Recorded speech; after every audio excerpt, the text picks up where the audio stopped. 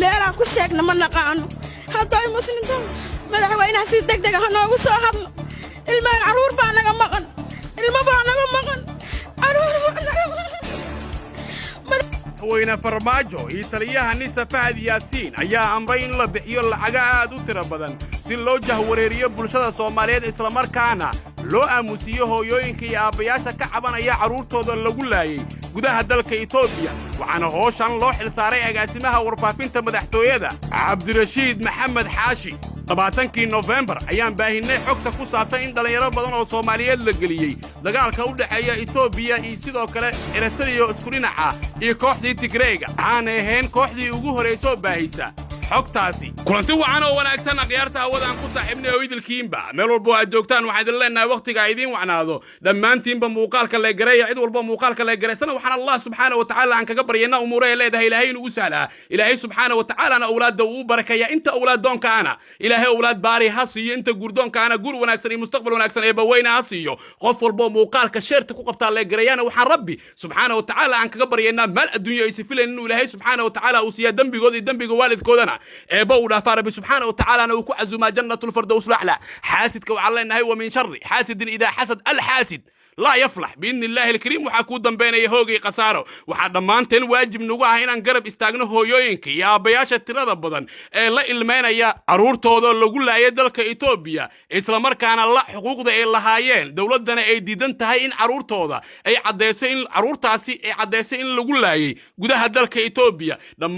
دمانتين أنا واجب مقدسة إن أرين تاسي عن كديد إنه أوغاو ما أنت هداد كقابستد أما أذكو جاجستد والدين تاسي بريتو adiga ayay ku qabsan kartaa ama walaalka ama waalidkaaga dhammaantiin muuqaalka si shargareeya madaxweynaha dawladda Soomaaliya Maxamed Cabdullaahi Farmaajo oo hadda waqtigiisa uu sii dhamaanayo taliyaha nisa Fahad Yaasiin Xaaji Daahir ayaa yeeshay kulan gaar ah kaas oo laga hadlayay xaaladihii ugu dambeeyay gaar ahaan warka soo baxay ee ku aadan in dhalinyaro Soomaaliyeed lagu laayay gudaha dalka Itoobiya waxaana madaxweyne Farmaajo taliyaha nisa Fahad Yaasiin ay istuseen in xaaladan ay tahay mid khatar ah isla markaana keeni karto kacdoon shacab waxaana taliyaha nisa Fahad Yaasiin uu soo jeediyay in kiiskan gabi ahaanba la daboolo isla markaana baraha bulshada lagu sii daayo dhalinyaro aad u tiro badan oo si weyn u isticmaasha baraha bulshada duqay dhaqan iyo siyaasiyiin kuwaas oo ka hadla warbaahinta isla markaana naqdiyo hooyooyinka iyo aabayaasha caruurtooda ay ka maqan yihiin Fahad Yaasiin oo ahaa wariye hore uu soo jeediyay in arintan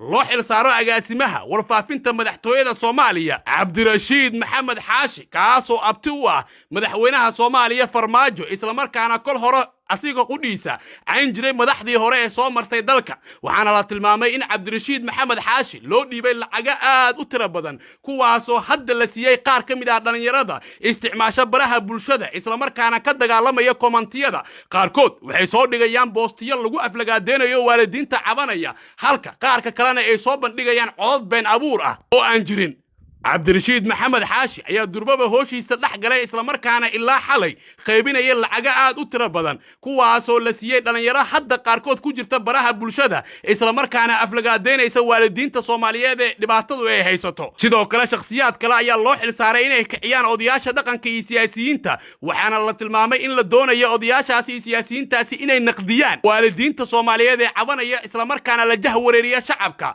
waxayna isku qaybinayaan dhowr nooc ayagoona qaarkood difaacaya ama sheegaya in dhibaato aysan lahayn dhalinyaro Soomaaliyeed inay ka qayb galaan dagaalka Eritrea waa dagaalka lagu qaaday Tigreega ayna tahay wax caadi ah maadaama Tigreega ay soo weerareen Muqdisho halka kuwa kalena ay beeninayaan in arintan ay tahay wax aan jirin laakiin waxa cad in amarka dhalinyaradaasi dagaalka lagu galiyay uu bixiyay madaxweynaha Soomaaliya Maxamed Cabdullaahi Farmaajo laakiin soo jeedintiisa uu lahaa taliyaha nisa Fahad Yaasiin Xaaji Daahir ayna rabtaa dawladda in kiiskan gabi ahaanba la baabiyo isla markaana halkan lagu damiyo dawladda waxa laga fadhiyaa inay soo bandhigto dhalinyarada Soomaaliyeed ee loo qaaday dalka Eritrea oo hadlayo laga soo duubay muuqaalo sheegayna inay nool yihiin ana muddo 2 bilood ah dawladda ay maawelinaysaa waalidiinta caruurtooda ay ka maqan yihiin waxayna u sheegaysaa in carruurtooda ay nool yihiin ayna jirin wararka la sheegayo laakiin dowladda ilaa iyo hadda hal waalid oo ay la hadashiisay carruur ka maqan ma jirto maanta in aan ka qayb qaadanna haddii dowladda warka ay sheegaysa run ay tahay oo dhallinyaradaasi dagaal aan la gelin in dowladda ay soo bandhigto muuqaallo muujinaya dhallinyaradii oo tababaranaya oo jooga dalka Eritrea waase hubaa in dowladda farmaajo iyo Fahad Yaasiin aysan soo bandhigi karin muuqaaladaasi waxaana la hayaa dukumentiyo cad oo ku aadan in dhallinyaro badan oo Soomaaliyeed lagu laayay gobolka Tigreega kuwaasoo la geliyay colaad u dhaxaysa laba qabiil oo Itoobiya u dhashay oo kala ah Oromo iyo Tigreeg dhammaanteen aan u hiilinna cadaaladda aan ka hortagno qorshaha loo soo dhiibay agaasimaha warfaafinta madaxtooyada Cabdirashiid Maxamed Xaashi albaabka aan garaacnana wax naga furaya male albaabka aan garaacno oo dawladda wax naga furaya male nin kastana waa naga faa'iideyste nin walbaaba hadal aanan qaadan karin buu noo keenaa dawladda hadalka ka soo yeerana kumaanaan